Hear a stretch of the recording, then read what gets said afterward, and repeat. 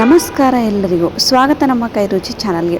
ಸ್ನೇಹಿತರೆ, ಗಣೇಶ ಹಬ್ಬದ ವಿಶೇಷವಾಗಿ ನಾನಿವತ್ತು ಅವಲಕ್ಕಿ ಕಡುಬನ್ನು ಮಾಡಿದ್ದೀನಿ ನೈವೇದ್ಯಕ್ಕೆ ಅಂತೇಳಿ. ತುಂಬ ಜನ ಮೋದಕ ಮಾಡ್ತಾರೆ, ಪಾಯಸ ಮಾಡ್ತಾರೆ, ಸ್ವೀಟ್ ಮಾಡ್ತಾರೆ. ಅದರಲ್ಲಿ ಅವಲಕ್ಕಿ ಕಡುಬು ಕೂಡ ಒಂದು. ನೈವೇದ್ಯಕ್ಕೆ ಮಾಡಿರೋಂಥ ಈ ಅವಲಕ್ಕಿ ಕಡುಬನ್ನ ವೀಡಿಯೋನ ಕೊನೆ ತನಕ ಸ್ಕಿಪ್ ಮಾಡಿದೆ ನೋಡಿ, ಬನ್ನಿ ನೋಡೋಣ. ಮೊದಲಿಗೆ ಒಂದು ಪ್ಯಾನ್ ತೊಗೊಳ್ಳಿ. ಪ್ಯಾನ್ಗೆ ನಾನಿಲ್ಲಿ 1 ಕಪ್ ಆಗುವಷ್ಟು ಅವಲಕ್ಕಿಯನ್ನು ತೊಗೊಳ್ತಾ ಇದ್ದೀನಿ. ನೀವು ಮನೇಲಿ ಟಿಫಿನ್ಗೆ ಮಾಡ್ತಿರಲ್ವ ಅವಲಕ್ಕಿ, ಇದೇ ಥರ ಅವಲಕ್ಕಿನ 1 ಕಪ್ ಆಗುವಷ್ಟು ಗ್ಯಾಸನ್ನು ಲೋ ಫ್ಲೇಮಲ್ಲಿ ಇಟ್ಕೊಂಡು ತೊಗೊಳ್ಬೇಕು. ಈಗ ಇದನ್ನು ಚೆನ್ನಾಗಿ ರೋಸ್ಟ್ ಮಾಡ್ಕೊಳ್ಬೇಕು. ಅವಲಕ್ಕಿಯಿಂದ ಗಣೇಶನಿಗೆ ಪ್ರಿಯವಾದ ನೈವೇದ್ಯ ಅಂತ ತುಂಬ ರೀತಿಯ ರೆಸಿಪೀಸ್ಗಳನ್ನು ಮಾಡ್ತಾರೆ. ಅದರಲ್ಲಿ ಪ್ರಿಯವಾದದ್ದು ಈ ಅವಲಕ್ಕಿ ಕಡುಬು. ಸ್ನೇಹಿತರೆ, ಗಣೇಶನಿಗೆ ಪ್ರಿಯವಾದಂತಹ ನೈವೇದ್ಯಗಳು ತುಂಬ ಇವೆ. ಅದರಲ್ಲಿ ಅವಲಕ್ಕಿ ಕಡುಬು ಕೂಡ ಒಂದು. ಕೆಲವರಿಗೆ ಮೋದಕ ಮಾಡೋಕ್ಕೆ ತುಂಬ ಕಷ್ಟ ಅನಿಸುತ್ತೆ, ಬರೋದಿಲ್ಲ ಅನ್ನೋರು ಈ ಥರ ನೀವು ಅವಲಕ್ಕಿ ಕಡುಬನ್ನು ಮಾಡಿ ಗಣೇಶನಿಗೆ ಪ್ರಿಯವಾದಂಥ ನೈವೇದ್ಯ ಕೂಡ ಮಾಡ್ಬೋದು. ನೋಡಿ, ಗ್ಯಾಸನ್ನು ಲೋ ಫ್ಲೇಮಲ್ಲಿ ಇಟ್ಕೊಂಡು ಈಗ ನಾನು ಚೆನ್ನಾಗಿ ಅವಲಕ್ಕಿಯನ್ನು ರೋಸ್ಟ್ ಮಾಡ್ಕೊಳ್ತಾ ಇದ್ದೀನಿ. ಕೈಯಿಂದ ನಾವು ಕ್ರಷ್ ಮಾಡಿದ ತಕ್ಷಣ ಅದು ಚೂರಾಗಬೇಕು, ಅಂದರೆ ಅವಲಕ್ಕಿ ಅಷ್ಟು ರೋಸ್ಟ್ ಆಗಬೇಕು. ಹಂಗಾದಾಗ ಮಾತ್ರ ನಮಗೆ ಒಂದು ಒಳ್ಳೆ ನೈವೇದ್ಯ ಕೂಡ ರೆಡಿಯಾಗುತ್ತೆ. ನೀವು ನೋಡ್ತಿರ್ಬೋದು, ಕೈ ಬಿಡದ ಹಾಗೆ ಕಂಟಿನ್ಯೂಸ್ ಆಗಿ ನಾನೀಗ ಅವಲಕ್ಕಿನ ಚೆನ್ನಾಗಿ ರೋಸ್ಟ್ ಮಾಡ್ಕೊಂಡಿದ್ದೀನಿ. ಸ್ವಲ್ಪ ಕಲರ್ ಚೇಂಜ್ ಆಗಿದೆ. ಈಗಿನ ಒಂದು ಪ್ಲೇಟ್ಗೆ ಟ್ರಾನ್ಸ್ಫರ್ ಮಾಡಿಕೊಂಡು ಸೈಡಲ್ಲಿಡಿ. ನೆಕ್ಸ್ಟ್ ಒಂದು ಕಡಾಯಿ ತೊಗೊಳ್ಳಿ. ಕಡಾಯಿಗೆ ನಾನೀಗ 2 ಟೇಬಲ್ ಸ್ಪೂನ್ ಆಗೋಷ್ಟು ಎಳ್ಳನ್ನು ಹಾಕ್ಕೊಳ್ತಾ ಇದ್ದೀನಿ. ಗಣೇಶನಿಗೆ ನೀವು ಯಾವುದೇ ರೀತಿ ನೈವೇದ್ಯನ ಮಾಡುವಾಗಲಿ ಎಳ್ಳನ್ನು ಮಿಸ್ ಮಾಡದೆ ಹಾಕಬೇಕು. ಅದು ತುಂಬ ನೈವೇದ್ಯಕ್ಕೆ ಶ್ರೇಷ್ಠವಾದಂತಹ ಒಂದು ಐಟಮ್, ಅಂದರೆ ಒಂದು ಸಾಮಾನ್ಯ ರೆಸಿಪಿ ಅಂತಲೇ ಹೇಳ್ಬೋದು. ಆ ಕಾರಣಕ್ಕಾಗಿ ನಾನು ಕೂಡ ಬಿಳಿ ಎಳ್ಳನ್ನು ತೊಗೊಳ್ತಾ ಇದ್ದೀನಿ. ನೀವು ಮನೇಲಿ ಕರಿ ಎಳ್ಳಿದ್ರೂ ಕೂಡ ತೊಗೊಳ್ಬೋದು. ಈ ಎಳ್ಳನ್ನು ನಾನೀಗ ಚೆನ್ನಾಗಿ ರೋಸ್ಟ್ ಮಾಡ್ಕೊಳ್ತಾ ಇದ್ದೀನಿ. ಎಳ್ಳಿನಿಂದನೂ ಸಹ ಗಣೇಶನಿಗೆ ನೈವೇದ್ಯವನ್ನು ಮಾಡ್ತಾರೆ. ನಾನೀಗ ಅವಲಕ್ಕಿ ಜೊತೆ ಅದನ್ನು ಚೆನ್ನಾಗಿ ಬೆರೆಸ್ಕೊಂಡು ನೈವೇದ್ಯಕ್ಕೆ ರೆಡಿ ಮಾಡ್ತಾ ಇದ್ದೀನಿ. ಚೆನ್ನಾಗಿ ನಾವು ಅಂದರೆ ಸ್ವಲ್ಪ ಕಲರ್ ಚೇಂಜ್ ಆಗೋ ತನಕ, ಚಟಪಟ ಸಿಡಿಯೋ ತನಕ ನೀವು ಚೆನ್ನಾಗಿ ಈ ಬಿಳಿ ಎಳ್ಳನ್ನು ರೋಸ್ಟ್ ಮಾಡ್ಕೊಳ್ಬೇಕು. 1-2 ಟೇಬಲ್ ಸ್ಪೂನ್ ಆದರೆ ಸಾಕು. ಸೊ ನೋಡಿ, ಇದನ್ನೆಲ್ಲ ಚೆನ್ನಾಗಿ ರೋಸ್ಟ್ ಮಾಡ್ಕೊಂಡು ಒಂದು ಪ್ಲೇಟ್ಗೆ ಟ್ರಾನ್ಸ್ಫರ್ ಮಾಡ್ಕೊಳ್ಳಿ. ನೆಕ್ಸ್ಟ್ ನಾನೀಗ ಅದೇ ಕಡಾಯಿಗೆ ತುಪ್ಪವನ್ನು ಹಾಕ್ಕೊಳ್ತಾ ಇದ್ದೀನಿ. 1 ಟೇಬಲ್ ಸ್ಪೂನ್ ಆಗುವಷ್ಟು ತುಪ್ಪವನ್ನು ಹಾಕ್ಕೊಂಡು ಬರೀ ಗೋಡಂಬಿಯನ್ನು ಈ ಥರ ಚಿಕ್ಕ ಚಿಕ್ಕದಾಗಿ ಕಟ್ ಮಾಡಿಕೊಂಡು ಇದು ಕೂಡ ನಾನು ಚೆನ್ನಾಗಿ ರೋಸ್ಟ್ ಮಾಡ್ಕೊಳ್ತಾ ಇದ್ದೀನಿ. ನೀವು ಬೇಕಿದ್ದರೆ ಪಿಸ್ತಾ, ಬಾದಾಮಿ, ದ್ರಾಕ್ಷಿ ಕೂಡ ಹಾಕ್ಕೊಳ್ಬೋದು. ಬಟ್ ನಾನಿಲ್ಲಿ ಸಿಂಪಲಾಗಿ ಗೋಡಂಬಿಯನ್ನು ಮಾತ್ರ ಚಿಕ್ಕ ಚಿಕ್ಕದಾಗಿ ಕಟ್ ಮಾಡಿಕೊಂಡು ಚೆನ್ನಾಗಿ ತುಪ್ಪದಲ್ಲಿ ರೋಸ್ಟ್ ಮಾಡಿಕೊಂಡು ಈಗಿನ ಒಂದು ಪ್ಯಾನ್ಗೆ ಚೆನ್ನಾಗಿ ರೋಸ್ಟ್ ಮಾಡಿಕೊಂಡು ಒಂದು ಪ್ಲೇಟ್ಗೆ ಟ್ರಾನ್ಸ್ಫರ್ ಮಾಡ್ಕೊಳ್ಳಿ. ನೆಕ್ಸ್ಟ್ ಅದೇ ಕಡೆಗೆ ತುಪ್ಪ ಹಾಗೇ ಇರಲಿ. ಯಾವ ಕಪ್ ಅಳತೆಯಿಂದ ನೀವು ಅವಲಕ್ಕಿಯನ್ನು ತೊಗೊಂಡಿದ್ರು ಅದೇ ಕಪ್ ಅಳತೆಯಿಂದ 1 ಕಪ್ ಆಗುವಷ್ಟು ಬೆಲ್ಲವನ್ನು ತೊಗೊಳ್ತಾ ಇದ್ದೀನಿ. ಕಲರ್ ಸ್ವಲ್ಪ ಚೇಂಜ್ ಇರುತ್ತೆ, ಯಾಕೆಂದರೆ ನಾನು ಆರ್ಗ್ಯಾನಿಕ್ ಬೆಲ್ಲದಲ್ಲಿ ಬಿಳಿ ಬೆಲ್ಲವನ್ನು ತೊಗೊಂಡಿದ್ದೀನಿ. ನೀವು ಬೇಕಿದ್ದರೆ ಕಲರ್ ಚೇಂಜ್ ಆಗುವಂಥದ್ದು ಆರ್ಗ್ಯಾನಿಕ್ ಬೆಲ್ಲ ಬರುತ್ತಲ್ವ, ಅದನ್ನು ಕೂಡ ತೊಗೊಳ್ಬೋದು.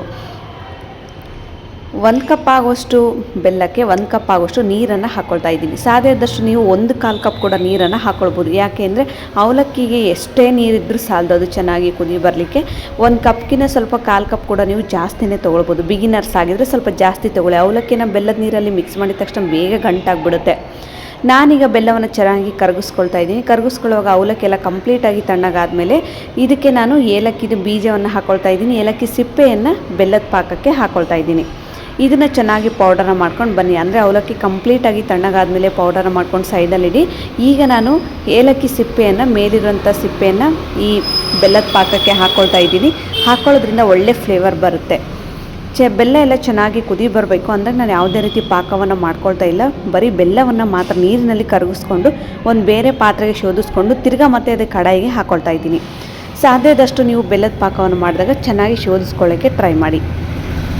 ಇದೆಲ್ಲ ಚೆನ್ನಾಗಿ ಶೋಧಿಸ್ಕೊಂಡಾದಮೇಲೆ ಮತ್ತೆ ಈಗ ನೋಡಿ, ಗ್ಯಾಸ್ ಆನಲ್ಲೇ ಇರಬೇಕು. ನಾವು ಪೌಡರ್ ಮಾಡಿರೋಂಥದ್ದು ಅವಲಕ್ಕಿನ ಪೌಡರ್ ಮಾಡಿರ್ತೀವಲ್ವ, ನಿಧಾನವಾಗಿ ಬೆಲ್ಲದ ಪಾಕದ ಜೊತೆ ಆಗ್ತಾ ಮಿಕ್ಸ್ ಮಾಡ್ತಾ ಬನ್ನಿ. ಒಂದೇ ಸಮನೆ ಹಾಕ್ಕೊಳ್ಬೇಡಿ, ಅದು ಬೇಗ ಗಂಟುಗಾಗ್ಬಿಡುತ್ತೆ, ಗಟ್ಟಿ ಕೂಡ ಆಗುತ್ತೆ. ಆ ಕಾರಣಕ್ಕಾಗಿ ನಾನೇನು ಮಾಡಿದ್ದೀನಿ ಅಂದರೆ ಬೆಲ್ಲದ ಪಾಕದ ಜೊತೆ ಅವಲಕ್ಕಿಯನ್ನು ಈ ಥರ ನಿಧಾನವಾಗಿ ಮಿಕ್ಸ್ ಮಾಡ್ತಾ ಬನ್ನಿ.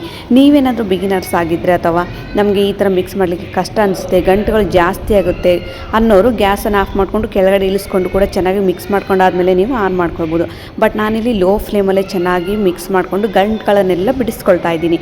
ನಾನು ಹೇಳಿದ್ನಲ್ವ ಅವಲಕ್ಕಿಗೆ ಎಷ್ಟು ನೀರಿದ್ದರೂ ಸಾಲದಂತ. ನೋಡಿ ಎಷ್ಟು ಬೇಗ ಗಟ್ಟಿಯಾಗಿಬಿಡುತ್ತೆ. ಅಂದರೆ ನಾವು ಗಂಟುಗಳು ಬಿಡಿಸೋ ಅಷ್ಟೇ ಅದು ಪೂರ್ತಿಯಾಗಿ ಗಟ್ಟಿಯಾಗಿಬಿಡುತ್ತೆ. ನೀವೀಗ ನೋಡ್ತಿರ್ಬೋದು, ನಾನು ಯಾವುದೇ ರೀತಿ ಕುದಿಸ್ಕೊಳ್ತಾನೂ ಇಲ್ಲ ಅವಲಕ್ಕಿಯನ್ನು. ಅದು ಚೆನ್ನಾಗಿ ಗಂಟುಗಳು ಬಿಡಿಸೋ ಅಷ್ಟಿಗೆ ಕಂಪ್ಲೀಟಾಗಿ ಗಟ್ಟಿಯಾಗಿಬಿಡುತ್ತೆ. ಈ ಥರ ಆಗುತ್ತೆ. ಈ ಥರ ಆಗೋ ತನಕ ನೀವು ಅಂದರೆ ಗಂಟುಗಳು ಚೆನ್ನಾಗಿ ಬಿಡಿಸ್ಕೊಂಡಾದಮೇಲೆ ನಾನು ಇದಕ್ಕೆ 1/2 ಕಪ್ ಆಗೋಷ್ಟು ತುರಿದಿರುವಂಥ ಒಣ ಕೊಬ್ಬರಿಯನ್ನು ಹಾಕ್ಕೊಳ್ತಾ ಇದ್ದೀನಿ.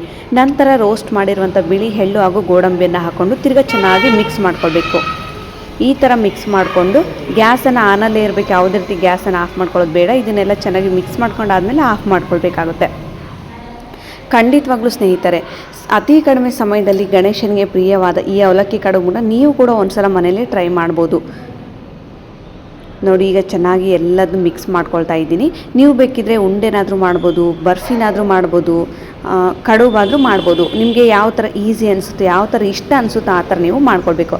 ಈಗ ಕಂಪ್ಲೀಟಾಗಿ ನಾನು ಚೆನ್ನಾಗಿ ಯಾವುದೇ ರೀತಿ ಎಳ್ಳುಗಳು ಸೆಪ್ರೇಟ್ ಆಗಿರಬಾರ್ದು, ಎಲ್ಲದೂ ಕೂಡ ಒಂದೇ ಸಮನೆ ಮಿಕ್ಸ್ ಮಾಡ್ಕೊಳ್ಬೇಕು. ನೋಡಿ, ನಾವಿಗೆ ಕೈಯಿಂದ ಮುಟ್ಟಿದ ತಕ್ಷಣ ಅದು ನಮಗೆ ಉಂಡೆ ಥರ ಆಗಬೇಕು. ಆ ಸ್ಟ್ರೆಚ್ಚರ್ಗೆ ಬರೋ ತನಕ ನೀವು ಸ್ವಲ್ಪ ಚೆನ್ನಾಗಿ ಮಿಕ್ಸ್ ಮಾಡ್ಕೊಳ್ಬೇಕು. ಕಲರ್ ಕೂಡ ಸ್ವಲ್ಪ ಚೇಂಜ್ ಆಗುತ್ತೆ, ಯಾಕೆಂದರೆ ನಾನು ಬಿಳಿ ಬೆಲ್ಲವನ್ನು ತೊಗೊಂಡಿದ್ದೀನಲ್ವ, ಆ ಕಾರಣಕ್ಕಾಗಿ ಸ್ವಲ್ಪ ಕಲರ್ ಚೇಂಜ್ ಆಗುತ್ತೆ.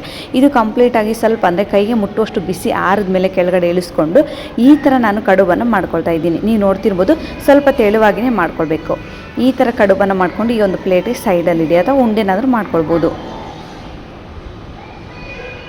ನೋಡಿ, ನಾನೀಗ ಕಡುಬನ್ನು ಮಾಡಿ ತೋರಿಸ್ತಾ ಇದ್ದೀನಿ. ಈ ಥರ ಸಿಂಪಲಾಗಿ ಸ್ವಲ್ಪ ದಪ್ಪ ಅನ್ನಿಸ್ತೇನೋ. ನೆಕ್ಸ್ಟ್ ಈ ಥರ ಮಾಡಿದ್ದೇನಲ್ಲ, ಈ ಥರ ತೆಳುವಾಗಿ ಉದ್ದುದ್ದನೇದಾಗಿ ಕಡುಬನ್ನು ಮಾಡಿಕೊಂಡು ಒಂದು ಪ್ಲೇಟ್ಗೆ ಸೈಡಲ್ಲಿಡಿ.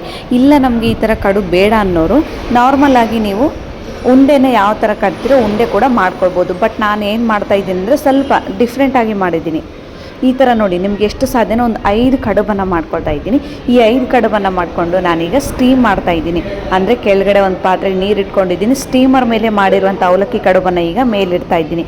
ಒಂದು 10ರಿಂದ 12 ನಿಮಿಷ, ಒಂದು 10 ನಿಮಿಷ ಆದರೆ ಸಾಕು ಅನಿಸುತ್ತೆ. ಯಾಕೆಂದರೆ ನಾವು ಆಲ್ರೆಡಿ ಎಲ್ಲ ಬೆಲ್ಲದ ಪಾಕದಲ್ಲಿ ಅವಲಕ್ಕಿಯನ್ನು ಚೆನ್ನಾಗಿ ಕುದಿಸ್ಕೊಂಡಿರ್ತೀವಲ್ವ, ಒಂದು 80% ಅವಲಕ್ಕಿ ಚೆನ್ನಾಗಿ ಕುದ್ದಿರುತ್ತೆ. ಈಗ ಒಂದು 20% ನಾವು ಇದನ್ನು ಸ್ಟೀಮ್ ಮಾಡ್ಕೊಳ್ಬೇಕಾಗುತ್ತೆ.